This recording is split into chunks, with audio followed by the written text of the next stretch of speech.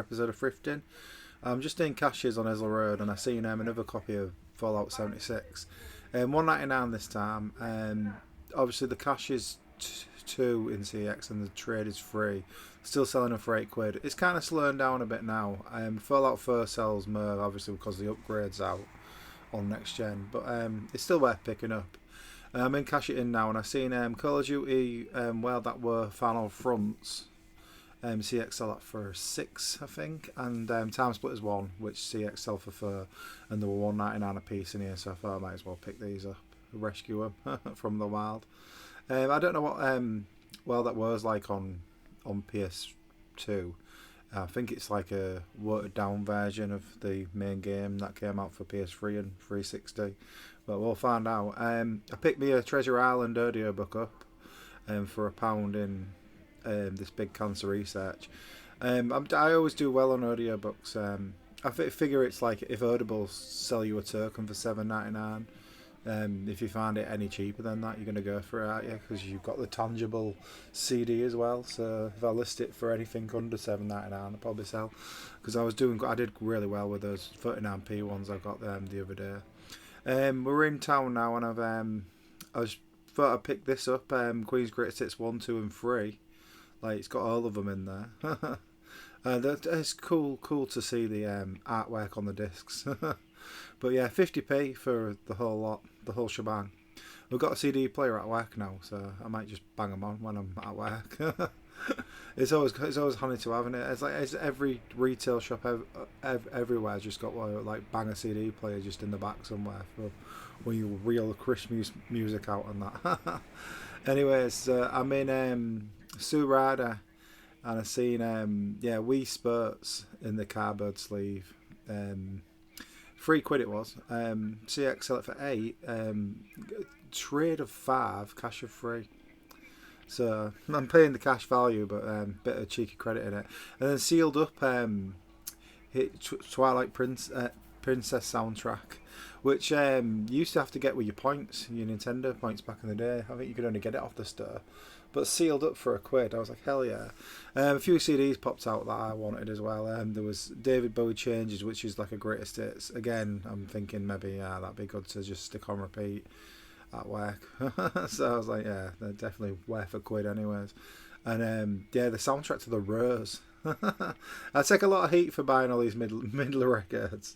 My mate David, who I used to work with, is telling me is starting to think things about me for buying all these better middle records, but I don't care. I'll just buy them, mate. I ain't proud. I'll fucking have them. I ain't got no street cred. Have you ever seen The Rose? It's a bit like if Bette Midler played Amy Winehouse, but it was in the 70s. That's a good way of explaining it. Yeah, it's quite a good movie, to be fair.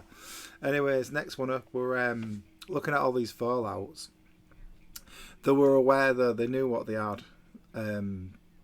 Like Vegas and Free Fur on PC. They all had £8 on them, but I wasn't too perturbed because I was checking CEX, and I already know Fallout Collection with the first 3 on it is kind of spicy anyways. It always has been, that one, because it's kind of thin on the ground. You don't really see it that often. So £8, which is the CEX price, was alright.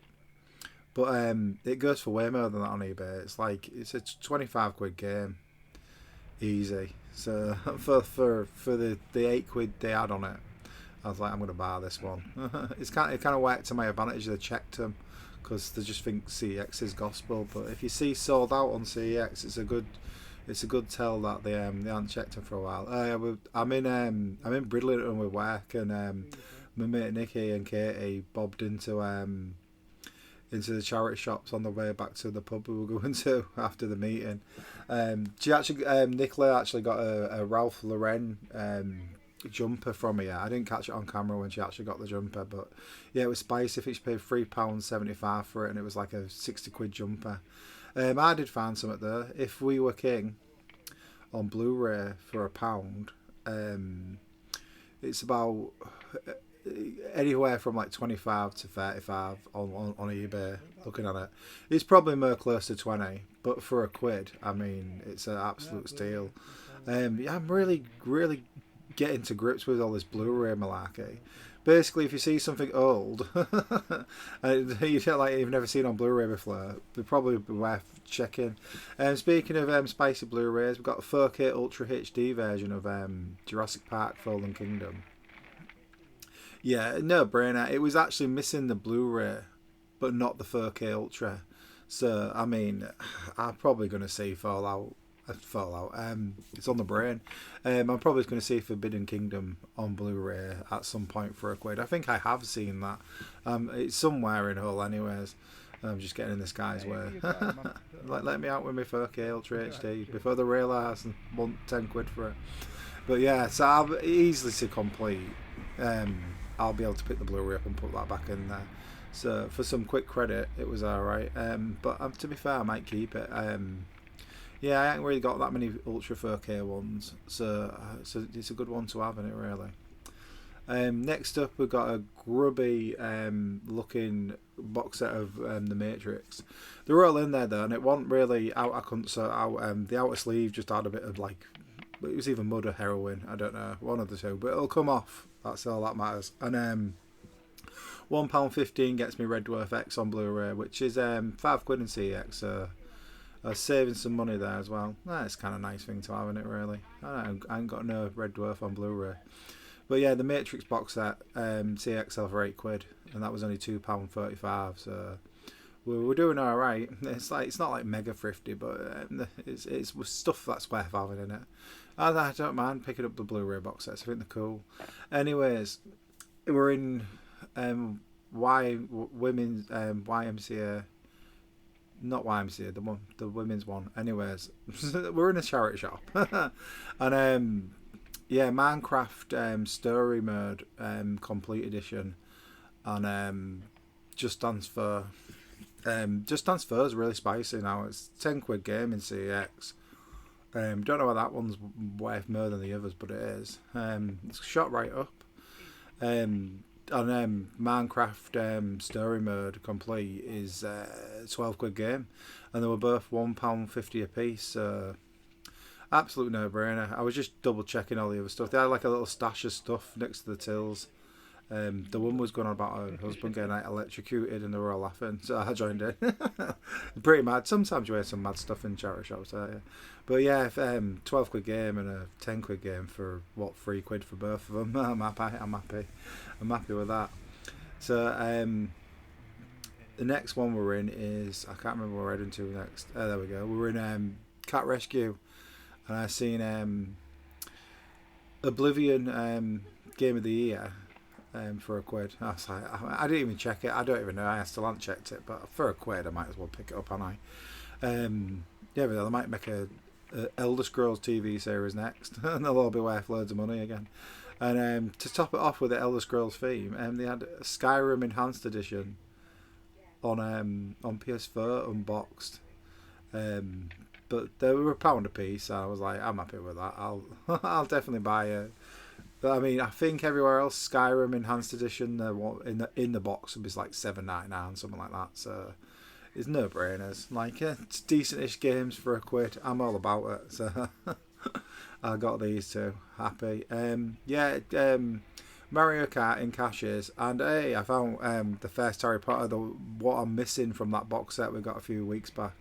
So that's one down. I just need the special features for Prisoner of Azkaban, and we'll be buzzing. That was missing the special features disc, but that's not the one I needed. Mario Kart was $9.99 and CX for $18 at the moment. So there's room for some profit. Maybe if I stick it on eBay. This one was off the beaten track. It was Justice League: The New Frontier. They only wanted £1 for it, and it's £6 in CX. So I was like, £1. Another sort of spicy Blu-ray. So I mean, it's just might as well, aren't you? I mean, even after fees and everything, I'll be making £3 on it if I put it on there. There was a Geotech orange PS4 pad in here. I wasn't going to bother, but then I was like, it looked like trash. I mean, they usually are out, the third-party controls. But when I was messing about with it, I was feeling all the buttons, and I was like, it didn't feel that bad. And I'm always like stuck for controllers, like so I was like, well, why not £2.50 for a third party controller? I might as well, and it's like a weird colour as well. So I mean, even that D-pad doesn't look that great, but it actually wasn't that bad. This was a scare, like double dunk on the 2600 in the box. It was £5. I was just rummaging around because it was an empty box. I thought it might just be selling an empty box because, I mean, that would be kind of a fair price for it anyways. But no, the guy was like, oh no, the game's in the back. I was like, sweet, I'll definitely have this then. But yeah, I hadn't seen a 2600 games for ages, let alone in the box. I think the last time I boxed 2600 games was probably about 7 years ago now. So yeah, there I am. I've got my cartridge. I'm happy putting it in the box. But yeah, man, it was, I mean, not the perfect condition, the box, but for considering it's 35 years old now, I mean, that's doing alright, isn't it? It's like, it's a bit crushed at the bottom, but I mean, I can sort of straighten this out a bit. It is a bit dinged up, but for the age, I think it's actually, quite good nick. So, and only a £5, I think it runs around about 15 on eBay, maybe 20 if it's in tip-top condition. I did see one for 30, but I think that was sealed up. Imagine having sealed up copies. They've been in that landfill, aren't they? So that's everything I got this time thrifting. If you like this video, be sure to thumbs it up and subscribe to the channel if you haven't already. You can sometimes see what I'm up to on X/Twitter at twitter.com/thriftbytes. You can see these re-uploaded on Odyssey at odyssey.com at thriftbytes.